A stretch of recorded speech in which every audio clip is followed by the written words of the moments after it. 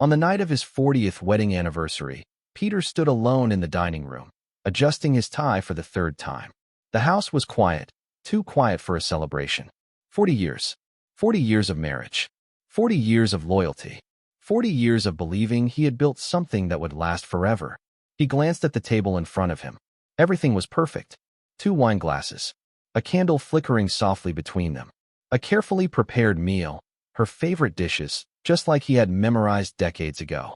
Even the music, an old song from their early days, played gently in the background. Peter allowed himself a small smile. This time, he whispered under his breath, "She'll be happy." Because deep down, he knew something had always been missing. Not loud arguments. Not betrayal. At least, not the kind you could see. Just distance. A cold space that had lived between them for years.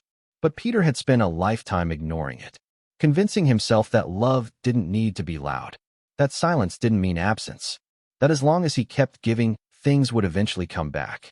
Tonight, he wanted to believe that again.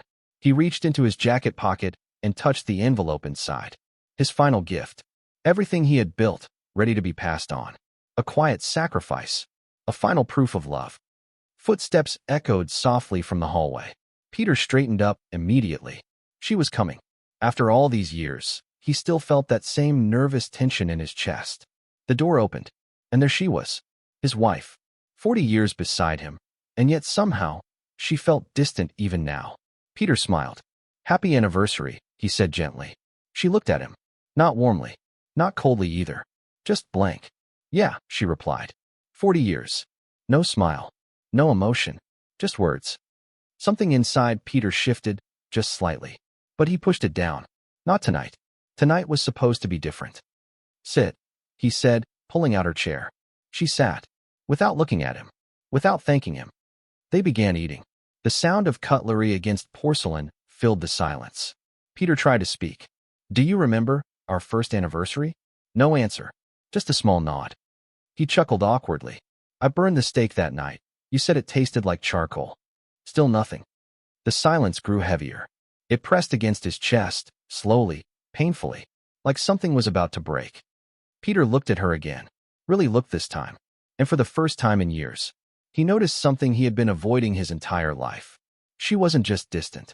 She wasn't just tired. She wasn't just quiet. She wasn't there. It was as if the woman sitting across from him had never truly belonged to him at all. The music continued playing. The candle flickered.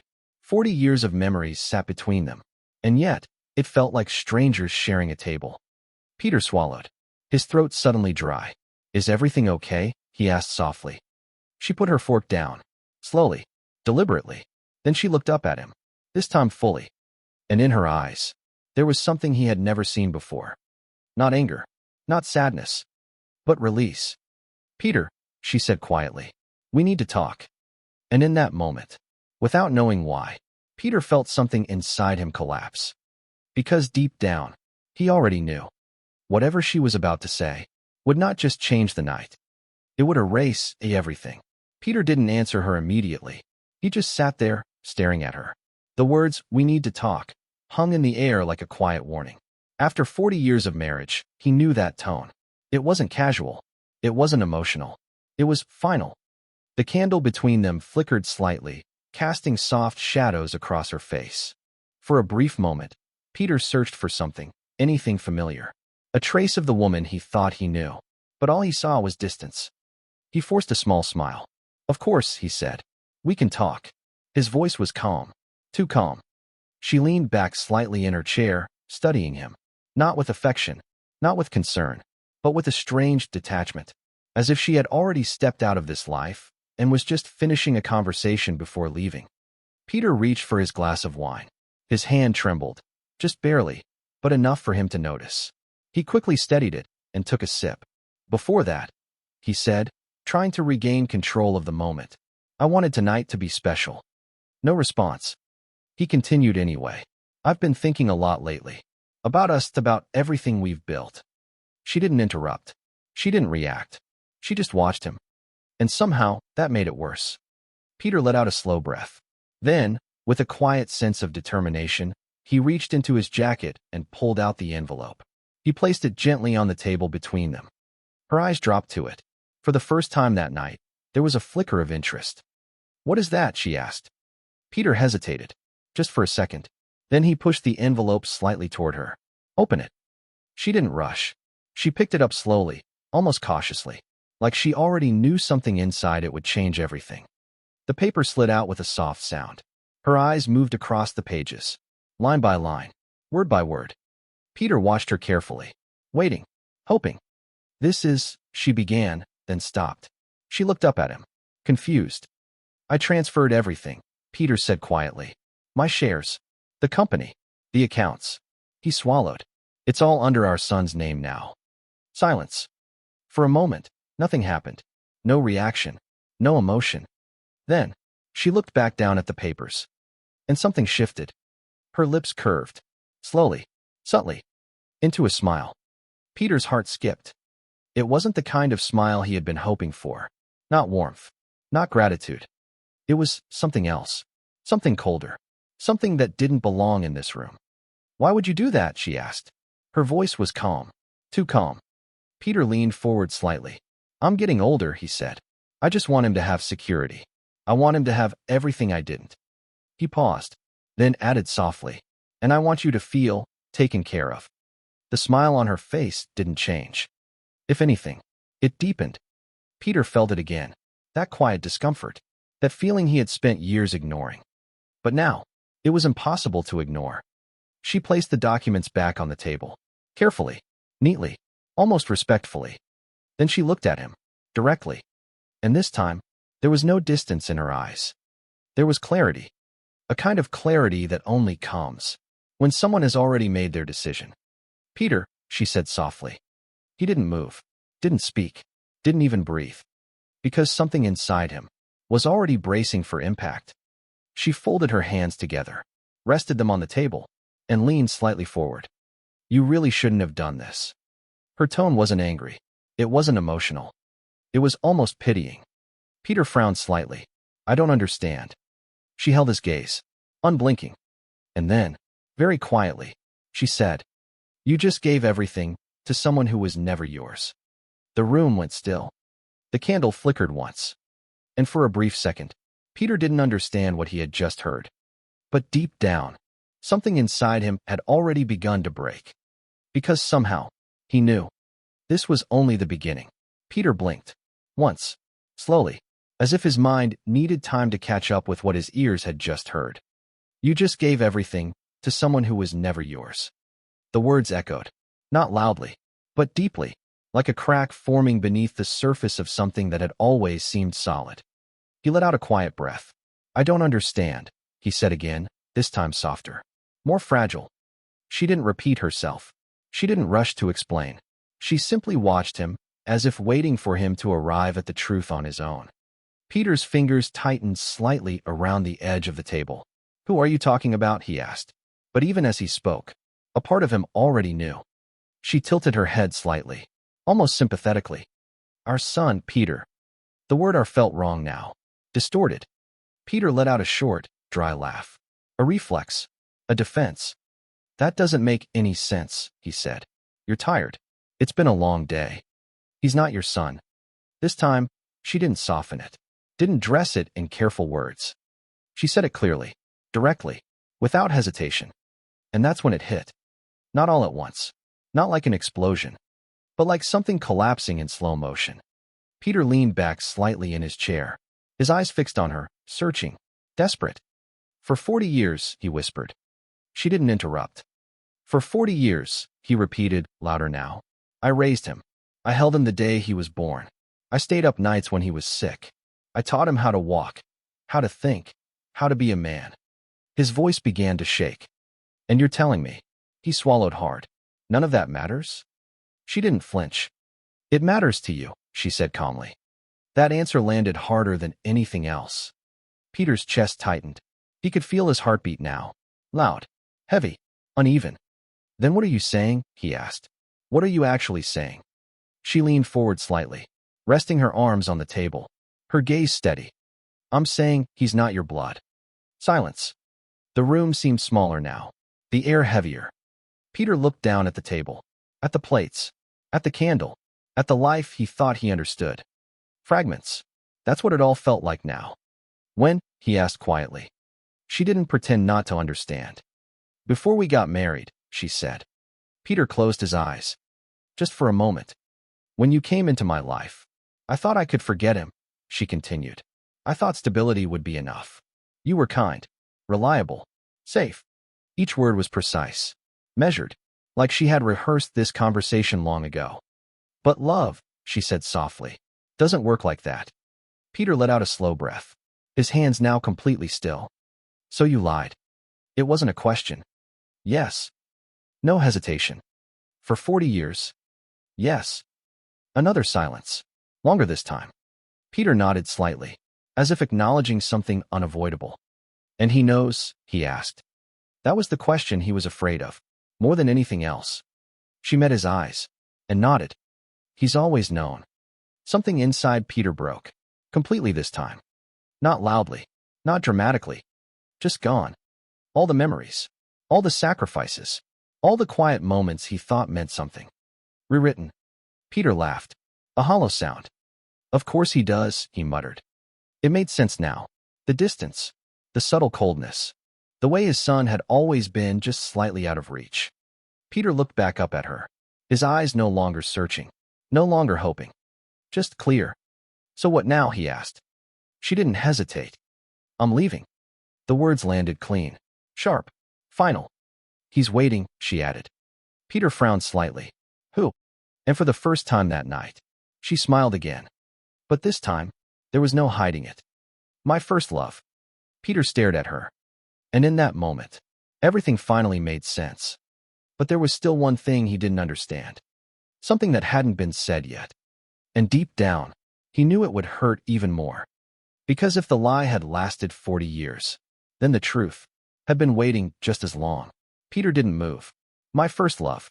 The words lingered in the air like smoke after a fire. Thick, suffocating, impossible to ignore. For a long moment, neither of them spoke. The candle had burned lower now. Wax pooled at its base, slowly collapsing under its own heat. Peter stared at her. Not with anger. Not even with disbelief anymore.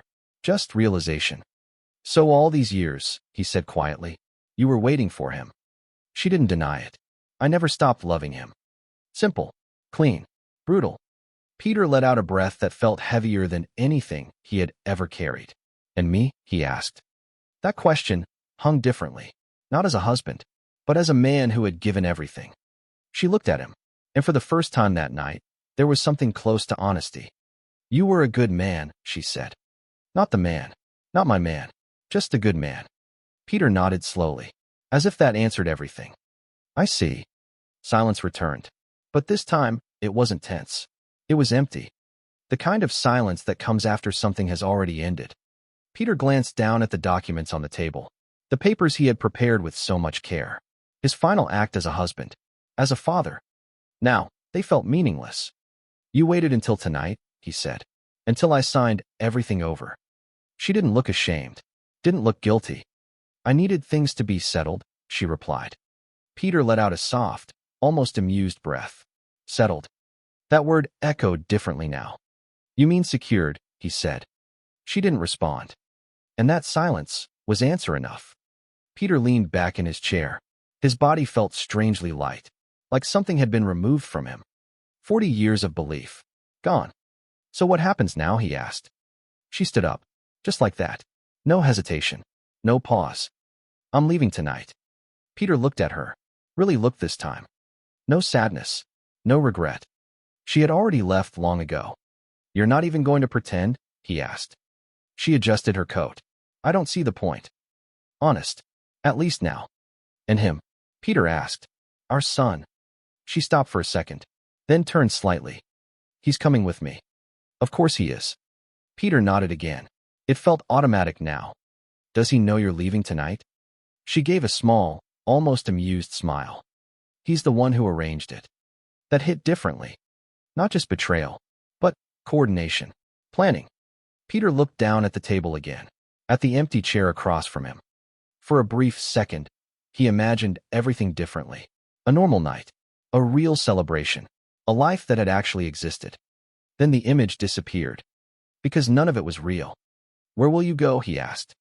She walked toward the door, her heels clicking softly against the floor. To him. Peter didn't ask for details. Didn't need to. He already knew. At the doorway, she paused. Just for a moment. Not because she was unsure, but because there was one last thing to say. You'll be fine, Peter, she said. He almost smiled. 40 years together. And that was her goodbye. You always are. Peter looked at her. And for the first time that night, he spoke without hesitation. No, he said quietly. She frowned slightly. I just never had a reason not to be. A small pause. Then he added, but I guess I do now. She didn't reply, didn't argue, didn't stay. She opened the door. Cold air rushed in. And just like that, she walked out of his life. Peter sat there, alone. The candle flickered once more, then went out. Darkness filled the room. But even in that darkness, Peter could feel something shifting inside him. Not grief, not anger. Something else. Something quieter. Something dangerous. Because for the first time in 40 years, Peter wasn't trying to hold anything together. He wasn't trying to fix anything. He wasn't trying to love someone who didn't love him back. And somewhere in that silence, a single thought began to form. Clear, cold, unavoidable. They thought they had taken everything from him. But they were wrong. Because there was still one thing left. Something they didn't understand. Something they never could. And when they finally realized it, it would already be too late. Peter didn't move for a long time after the door closed. The silence in the house felt different now. Not heavy, not tense, just empty. He sat in the dark, staring at the space where she had been sitting only minutes ago. 40 years, reduced to a conversation that lasted less than an hour. On the table, the documents were still there, neatly stacked, perfectly signed. Peter reached forward slowly and placed his hand on them. For a brief moment, his fingers tightened. Everything he had built, everything he had worked for, everything he had sacrificed. Gone. And yet, he didn't feel panic. He didn't feel the urge to chase her. Didn't feel the need to call his son. Didn't even feel the need to ask why anymore. Because now, he understood something. This hadn't happened tonight. This had been happening for decades. Tonight was just the moment. The truth finally spoke out loud. Peter leaned back in his chair and closed his eyes. Memories came, one after another. His son's first steps. The first time he called him dad. The late nights helping with homework. The quiet pride at graduation. All of it. Every single moment. Real to him. But now, they felt like scenes from a story that didn't belong to him anymore. Peter let out a slow breath. So that's what I was, he murmured. Not a father. A role. A function. A provider. He opened his eyes again. The room was still dark. Still silent. But something inside him had changed. The pain was still there. Deep. Sharp.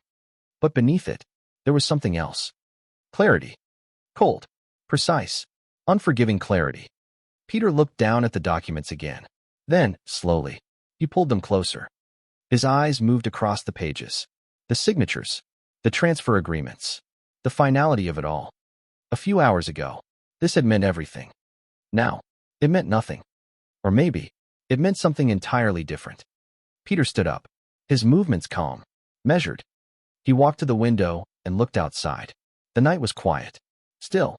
Somewhere out there. His wife was leaving. His son was waiting. Together. Peter didn't feel the urge to follow. Instead, he smiled. Just slightly. Because for the first time that night, he realized something they didn't. They think they won. The words came out softly, almost like a whisper to himself. They think this is over. He turned away from the window, walked back to the table, picked up the documents again. They took the house. A page flipped. They took the money.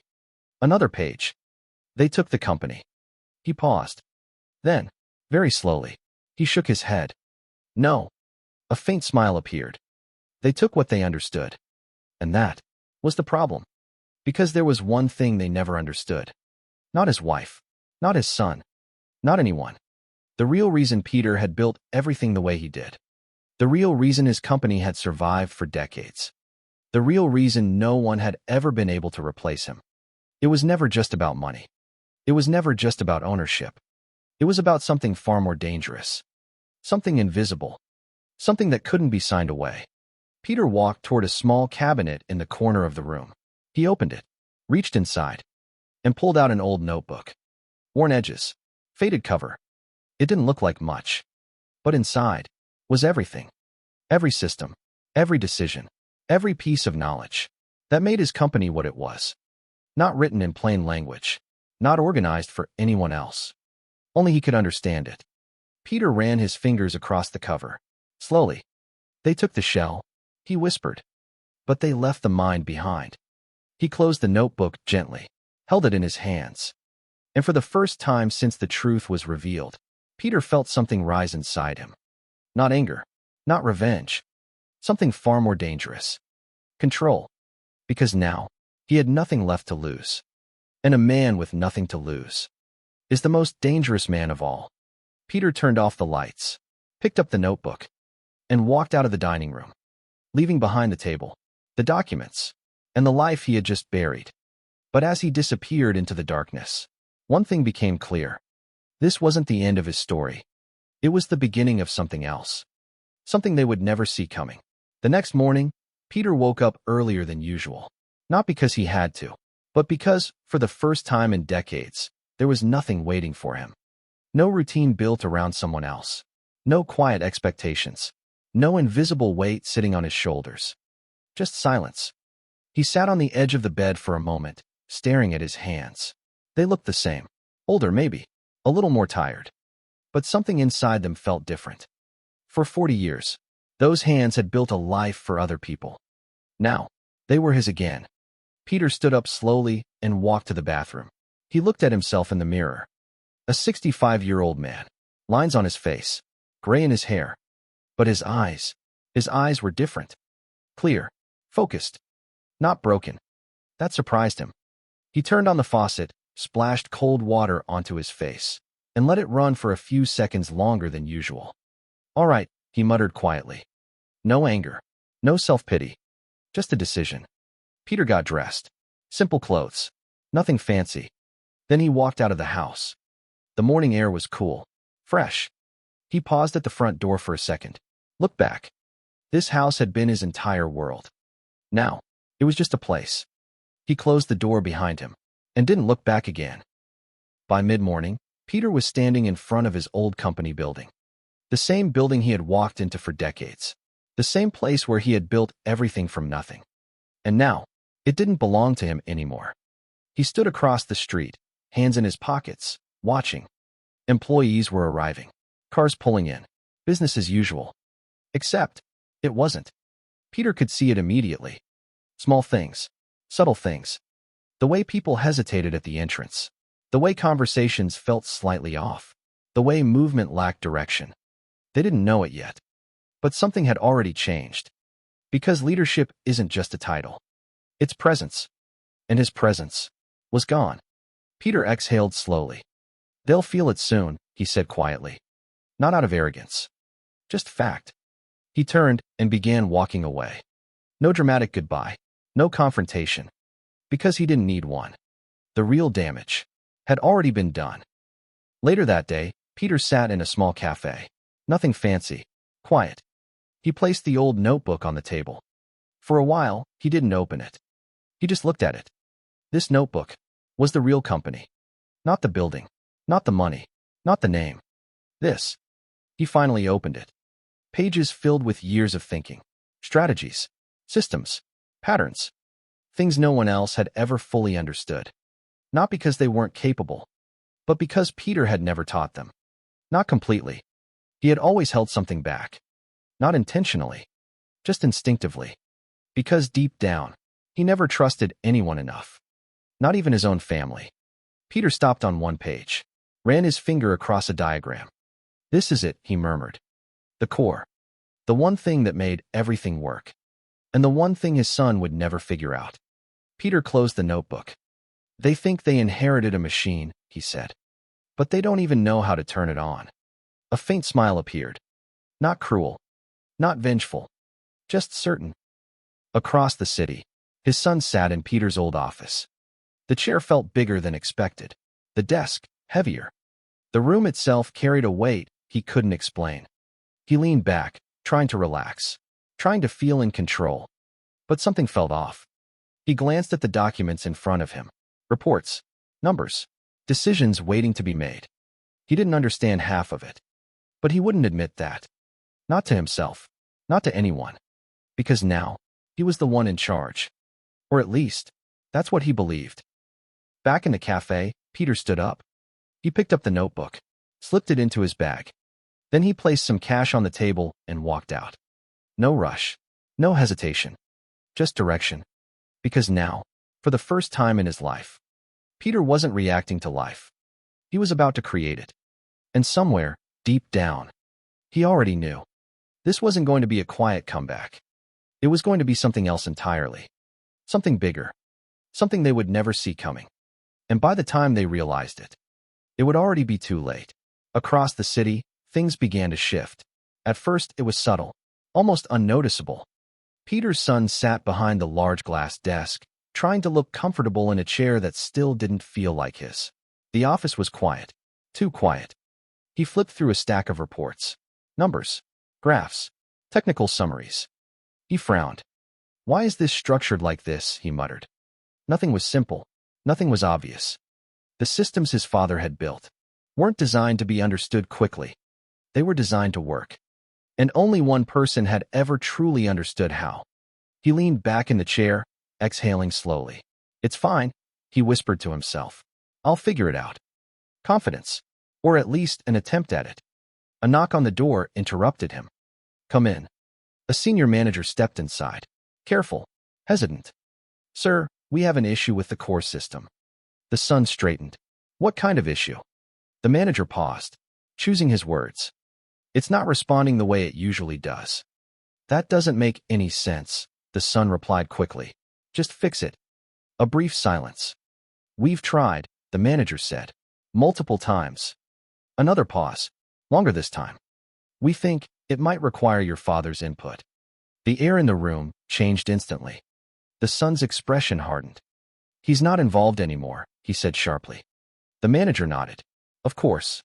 But he didn't move. Because they both knew the truth. This wasn't just a small issue. This was something deeper. Something structural. Back at the cafe, Peter sat quietly, reading through his notebook again. He didn't rush. Didn't panic. Because everything unfolding right now was exactly what he expected. He turned a page. Stopped. A small note, written years ago. System fails without central logic adaptation. Peter smiled faintly. They found it, he murmured. Not with satisfaction. Just recognition. Back in the office, tension was building. Employees whispered. Departments slowed down. Decisions were delayed. Because no one knew exactly what to do. And the one person who did was gone. The son stood by the window now, staring out at the city. He clenched his jaw. It's just a temporary issue, he said aloud. But his voice didn't sound convincing. Not even to himself. By the end of the week, the problems multiplied. One system failure became 2, then 3. Projects began to stall. Clients started asking questions. And for the first time, doubt entered the room. That night, the son sat alone in the office. Lights dim, city glowing outside. He opened his laptop, tried to trace the system. Line by line. Nothing made sense. Everything connected, but not in a way he could follow. It was like staring at a language he had never learned. His frustration grew. Why didn't he document this properly, he muttered. But deep down, he knew the answer. Because his father had never expected to be replaced. Not like this. Across town, Peter walked into a small office space. Empty. Simple. A desk. A chair. Nothing else. He placed his notebook down. Looked around. This will do, he said. No grand plan. No dramatic speech. Just a beginning. He sat down. Opened the notebook again. This time, not to remember, but to rebuild. Meanwhile, back at the company, the first real crack appeared. A major client pulled out. No warning. No negotiation. Just a single email. We're concerned about stability. The son read it twice. Then a third time. His chest tightened. Because for the first time, he realized something he hadn't before. This wasn't just a system problem. This was a collapse. And he didn't know how to stop it. He looked around the office. at the walls, at the desk, at everything his father had built. And suddenly, it didn't feel like power anymore. It felt like a burden. Back in the small, empty office, Peter wrote his first line. Calm, steady, deliberate. Because while one world was beginning to fall apart, another one was just starting to rise. And this time, it would belong to him alone. The second week was worse. Not dramatically, not all at once, but quietly, systematically. Everything began to slip. At first, it was just delays. Small ones. Emails unanswered. Meetings pushed back. Then came the confusion. Different departments making conflicting decisions. Processes that once flowed smoothly now clashed. Because the system wasn't just breaking. It was losing direction. Peter's son sat in the conference room, surrounded by senior staff. Their faces were tense, careful, watching him. We need answers, one of them said. The son nodded, trying to stay composed. We're working on it. That phrase again. We're working on it. But this time, it sounded hollow. Another voice spoke up. With all due respect, we don't even know what the problem is. Silence. The son felt it. The shift. Not just doubt. Loss of confidence. And once that starts, it spreads faster than any technical failure. Back in his small office, Peter sat quietly. A laptop in front of him, the old notebook open beside it. He wasn't rushing. Every move was deliberate. Every decision precise. Because he wasn't just rebuilding a company. He was rebuilding it correctly. From the ground up. This time, with no compromises. Across town, the pressure kept building. Another client pulled out. Then another. Each one citing the same reason. Uncertainty. The word spread internally like a virus. Uncertainty in leadership. Uncertainty in direction. Uncertainty in the future. And the worst part? No one could define it clearly. Because the real issue was invisible. Late that night, the son remained in his office. Alone again. He stared at the system logs on his screen, scrolling endlessly. Trying to find something. Anything. A pattern. A clue. A starting point. But the deeper he looked, the less he understood. It was like chasing something that kept moving just out of reach. Frustration built. He slammed his hand lightly against the desk. Why doesn't this make sense? Because it wasn't designed for him. And somewhere deep down, he knew that. He leaned back in his chair, exhausted. For the first time since taking over, a thought crossed his mind. A thought he had been avoiding. Maybe I can't do this. He immediately shook his head. No, that's not true. But the doubt remained. Quiet. Persistent. Meanwhile, Peter had already made progress. Not visible. Not public. But real. He had reached out to a few old contacts. People who respected him. People who trusted him. Not because of his title, but because of his mind. And one by one, they listened. Not to a pitch, but to an idea. A better system. A smarter structure. A cleaner foundation. Back at the company, things were no longer subtle. A major project failed. Completely. Deadlines missed. Deliverables incomplete. The client didn't just leave. They demanded compensation. Legal pressure began to form. And suddenly, this wasn't just instability anymore. It was risk. Real, measurable risk. The son sat at his desk, staring at the notice. His hands were still. Too still. Because now, he wasn't just confused. He was overwhelmed. He looked around the office again. Everything still looked the same. Same furniture. Same walls.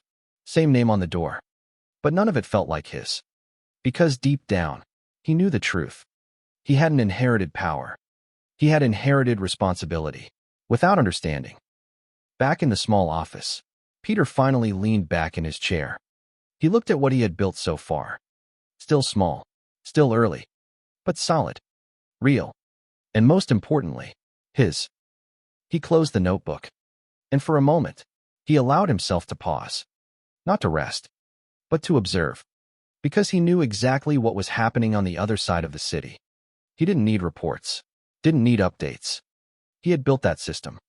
He knew how it would fail. And more importantly, he knew when. Peter stood up, walked to the window. The city lights flickered in the distance. Somewhere out there, his son was still trying to hold everything together. still believing it could be fixed. But Peter knew better. Because some systems, once broken at the core, don't recover. He looked out into the night. Calm, certain. And then he said quietly, "It's only just beginning." Because what they were experiencing now wasn't the collapse. Not yet. This was just the warning. By the third week, the cracks were no longer hidden. They were everywhere. What once felt like a stable company now felt like something barely holding itself together. Emails came in faster than they could be answered.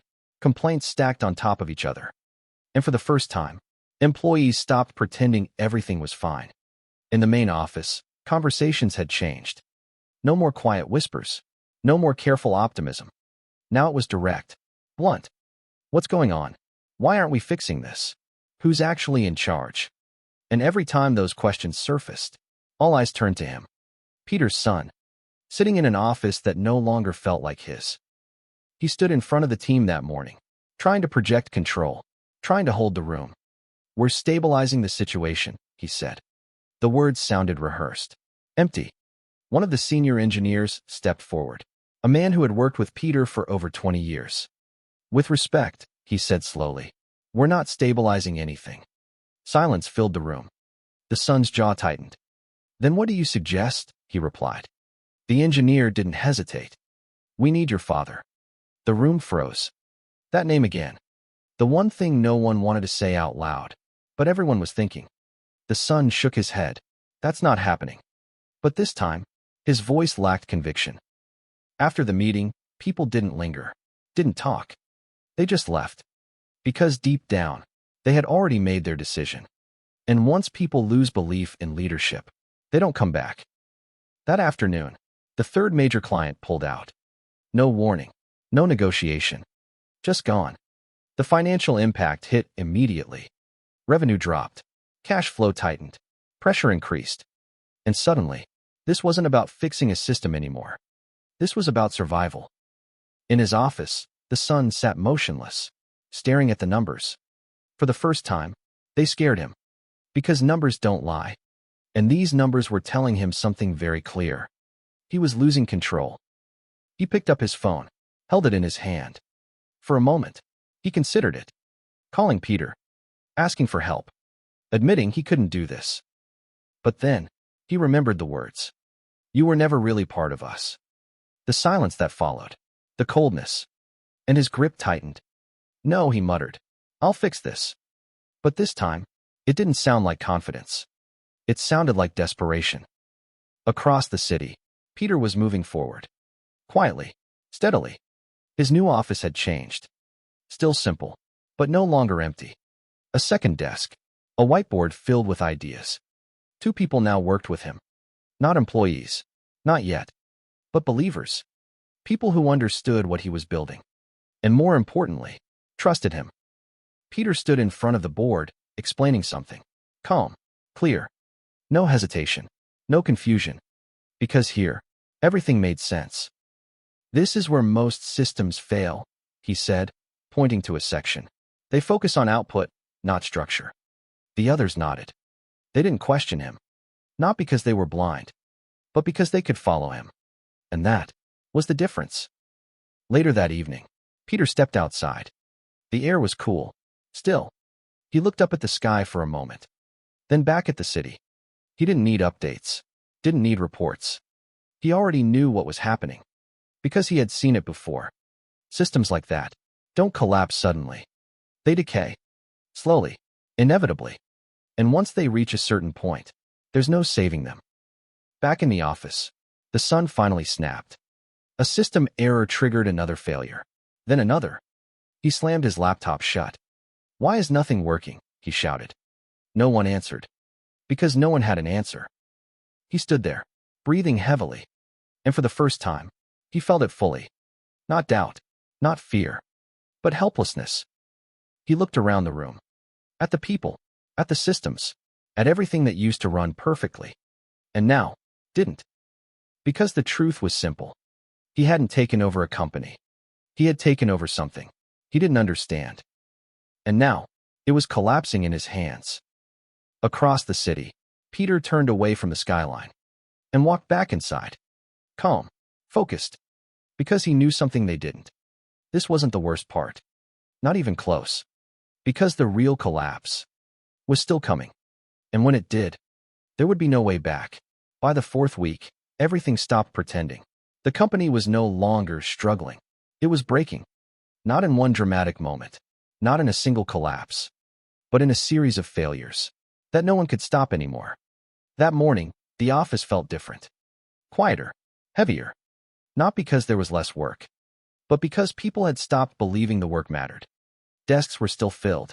Screens still lit. But the energy was gone. And without energy, a company is already halfway dead. Peter's son stood in the middle of the floor, watching. No one looked at him anymore. Not really. No more respect. No more expectation. Just distance. Because leadership isn't declared. It's felt. And right now, there was nothing to feel. His phone buzzed. He looked down. Another email. Subject line.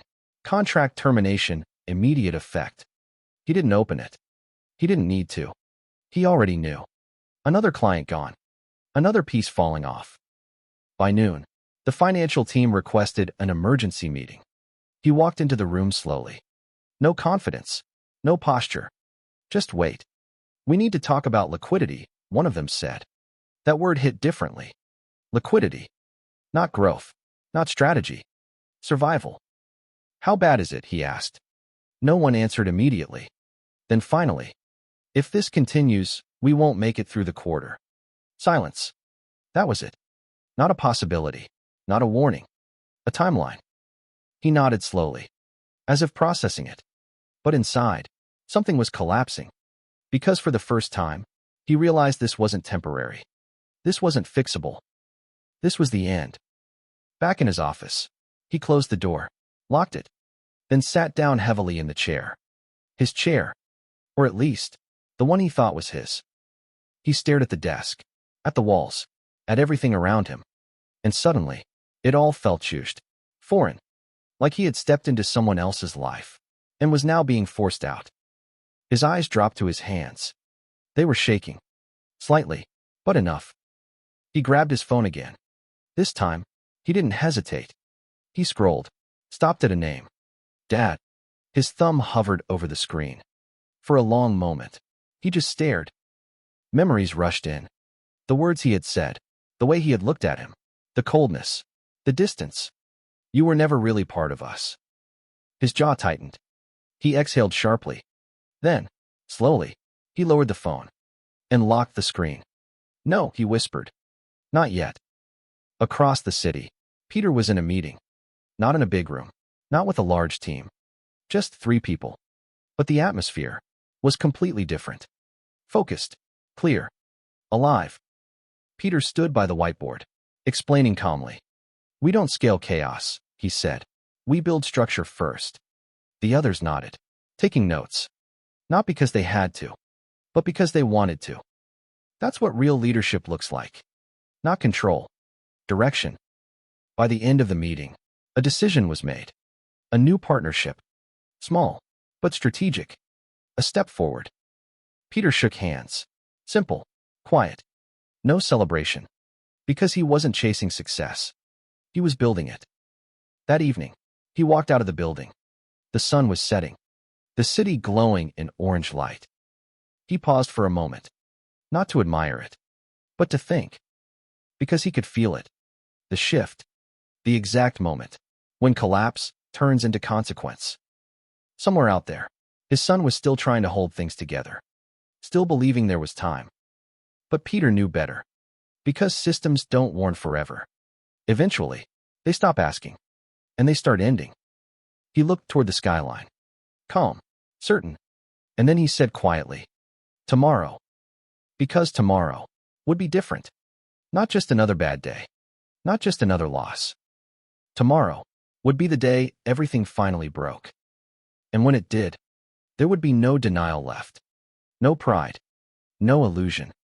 Only truth. And by then, it would already be too late. The next morning, everything collapsed. Not slowly. Not quietly. All at once. At 8:12 a.m., the first alert came in. A critical system failure. At 8:17, another. By 8:30, multiple systems were down, and this time, they didn't come back. The office was in chaos. Phones ringing, people shouting, screens flashing errors. What's happening? Why is everything offline? Who's fixing this? No one had answers. Because this wasn't a glitch. This was a shutdown.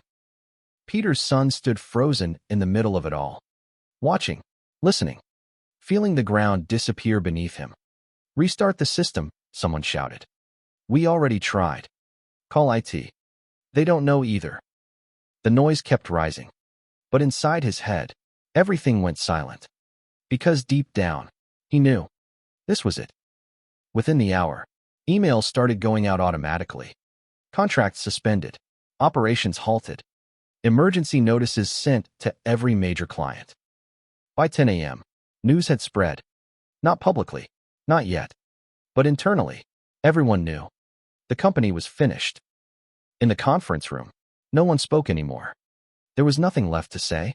Just the quiet understanding that it was over. The financial director broke the silence. We're insolvent. One sentence. No emotion. No hesitation. Just fact. Peter's son didn't react. He didn't argue, didn't deny it. Because there was nothing left to defend. The company was gone. By the afternoon, people started leaving. Not dramatically, not angrily, just quietly. Packing their things, turning off their screens, walking out, one by one. Because when something truly ends, it doesn't explode. It empties. Peter's son sat alone in his office. The same desk. But now, it felt like a shell. He looked around slowly. At the walls, at the chair, at everything that once represented power, and now represented failure. His phone buzzed. A message. From his mother. We need to talk. He stared at it, then laughed. A dry, empty sound. Of course. Now she wanted to talk. He didn't reply. Because for the first time, he understood something clearly. Everyone had been playing a role, including him. And now, the roles were gone. Across the city, Peter stood in his office, looking at a report. Calm, focused. He didn't need confirmation. He already knew what had happened. The system had finally collapsed. Exactly as expected. Exactly on time. One of his partners looked at him.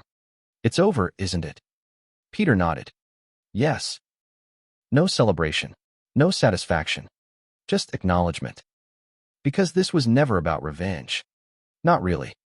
It was about consequence.